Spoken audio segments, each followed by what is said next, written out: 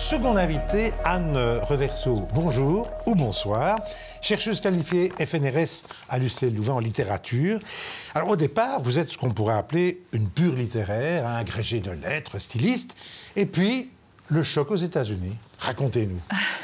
Alors styliste, non, disons intéressée par la stylistique, par l'écriture, par le texte, vraiment texte.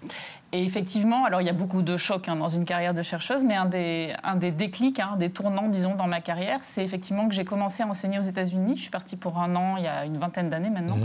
Et en fait, j'ai découvert les musées de photographie, les collections de photographie et une tradition universitaire de culture visuelle. Donc, analyse vraiment des images dans toute leur diversité. Et je suis rentrée de cette expérience en Europe en me disant que j'aimerais étudier les liens entre la littérature et la culture visuelle. Oui. Alors, vous avez travaillé sur des écrivains, justement, qui empruntent des images, des cartes postales, des images de pubs, des photographies, pour nourrir leur imagination et inspirer leur œuvre. Or, à un moment donné, il y avait une opposition entre images et texte. Le cinéma, par exemple, était vécu comme une menace. Oui, alors le cinéma, et puis avant le cinéma, l'irruption de la culture visuelle dans la société du 19e siècle, donc la publicité, la presse illustrée, la culture des estampes aussi, toutes les images qui sont reproduites sur papier, ont vraiment, dès le milieu du 19e siècle, beaucoup menacé le monde littéraire, les lettrés. Et c'est vrai que c'était une sorte de hantise, en fait, de est-ce que la culture de la littérature va disparaître sous le poids des images. Et ça, c'est vrai qu'on voit cette menace en plein essor depuis le 19e siècle. Et le cinéma a fait partie de cette histoire-là. Mais votre recherche, finalement, la curiosité, c'est quoi? C'est voir comment l'écrivain crée, quel est l'impact de ces objets visuels dans sa chambre d'écriture? Oui, si on veut, en fait, le cœur de ma recherche, c'est vraiment de dépasser cette opposition entre texte et image et de ne pas voir l'image uniquement comme une menace pour celui ou celle qui écrit, mais bien de montrer vraiment les interactions, l'intrication entre la culture visuelle d'une époque et ceux et celles qui écrivent. Et mon postulat est qu'en fait, les écrivains sont des témoins exceptionnels des images qu'ils ont autour d'eux. Ils ont des choses à en dire, ils les font parler en quelque sorte. Ils sont aussi critiques, bien sûr, mais ils ont vraiment leur mot à dire dans... Oui, alors on connaît un Baudelaire et les estampes de Delacroix dans sa chambre. Là, par exemple, ça voudrait dire quoi?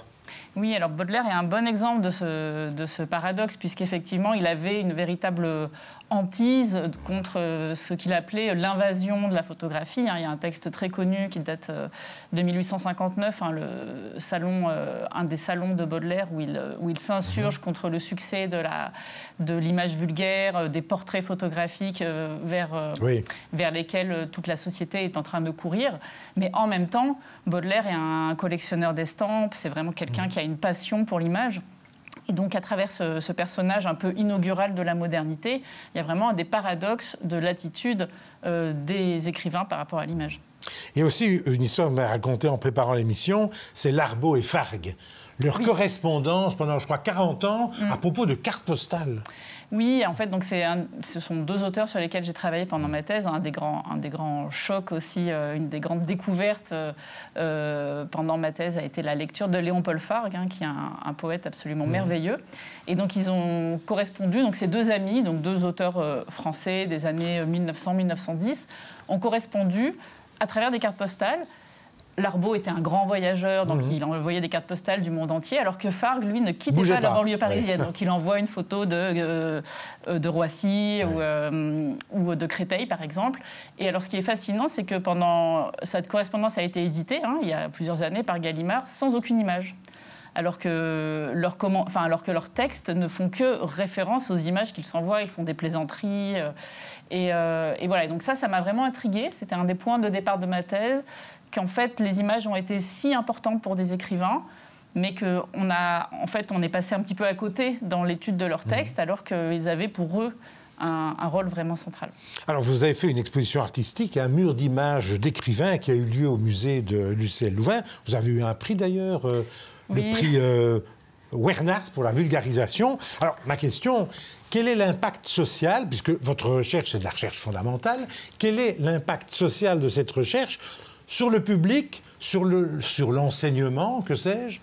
Oui, alors merci de le rappeler. C'est vrai que cette exposition Murs d'images d'écrivains, elle était un peu le point d'orgue d'un grand programme européen qui a duré presque 6 ans, qui portait sur la manipulation des images par les écrivains, qui était financé par l'Union européenne, par le Conseil européen de la recherche, pardon. Et cette exposition donc, était une exposition de recherche, mais qu'on a voulu plus grand public que certaines manifestations de chercheurs. Oui. Donc effectivement, on a fait beaucoup de visites guidées avec ma co-commissaire, donc, qui était Jessica Desclos, qui est postdoctorante, qui était postdoctorante avec moi. Et c'est vrai que le but était vraiment de faire réfléchir alors la communauté universitaire, parce que c'est le premier public de ce musée, mais de façon plus large, le grand public, à en fait une pratique qu'on a tous, hein, de mettre des images sur son frigo, devant son bureau, dans sa chambre, dans son couloir, et de montrer qu'il y avait une histoire de cette pratique et que ça remontait vraiment au XIXe siècle et qu'on pouvait vraiment faire une généalogie de cet usage des images papier. Oui. Alors évidemment, la question qui s'impose, c'est avec l'émergence des outils numériques, comment voyez-vous l'évolution entre littérature et images dans les années à venir? Parce que là, ce sera plus sur le frigo. Bien sûr, mais ce n'est déjà plus uniquement sur le frigo.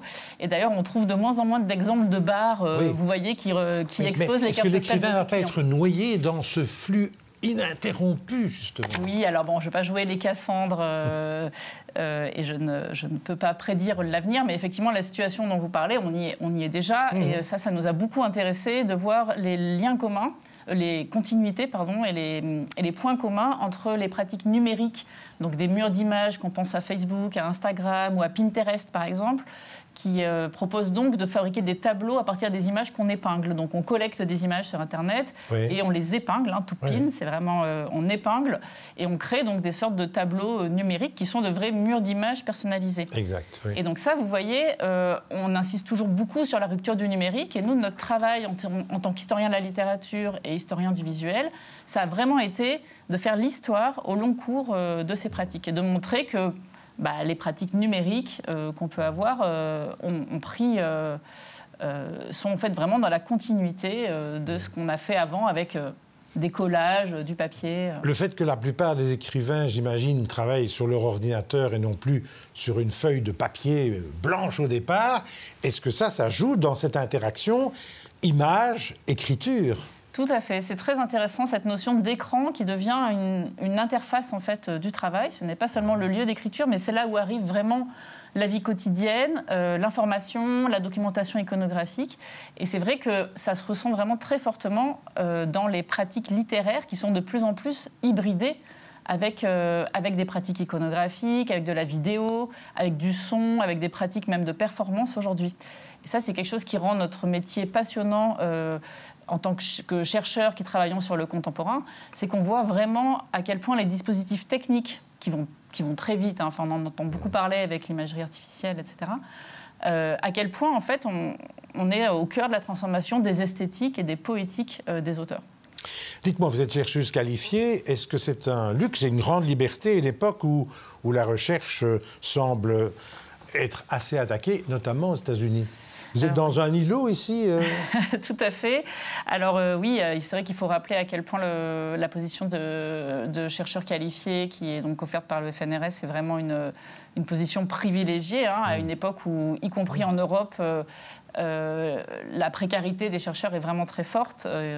Alors surtout en sciences humaines, dans mon domaine, en littérature, il faut aujourd'hui quasiment 10 ans pour arriver à trouver un poste fixe, si on arrive à trouver un poste fixe après l'obtention de la thèse. Donc c'est vraiment un long parcours du combattant. Mais oui, on doit avoir vraiment conscience de ce privilège.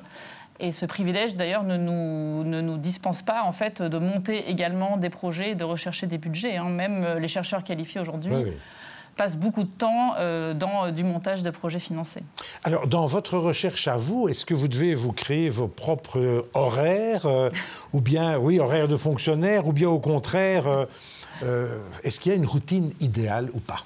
Alors c'est amusant que vous posiez la question parce que je suis justement en train de travailler pour un colloque sur littérature et développement personnel à une communication sur notre fascination pour les emplois du temps des écrivains et les routines des écrivains. Très rituelique en général. Tout à fait. Et vraiment, le public est avide en fait de recettes ou de petits Mais trucs vous, et alors, astuces. la question, c'est vous. Alors oui, donc pour répondre personnellement, moi j'ai beaucoup rêvé, j'ai beaucoup fantasmé d'avoir un emploi du temps régulier, une routine d'écriture et de travail, sans jamais y parvenir.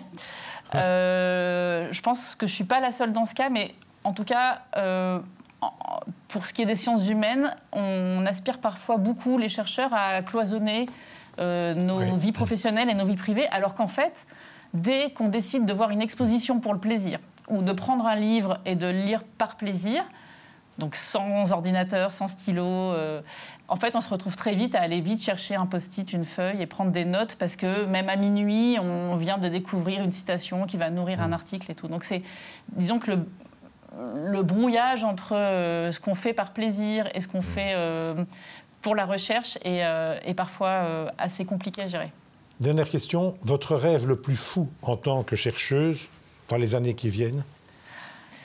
Oui, mon rêve le plus fou, ça serait d'être partie prenante des évolutions et des transformations du monde muséal et du monde culturel, donc d'être appelée à participer à des expositions de grande ampleur, par exemple, ou des manifestations culturelles de grande ampleur. Merci d'avoir été notre invité. Vous pouvez bien entendu revoir toutes ces entrevues sur les sites de la Libre, de l'ADH et de l'Avenir. On se retrouve mercredi prochain.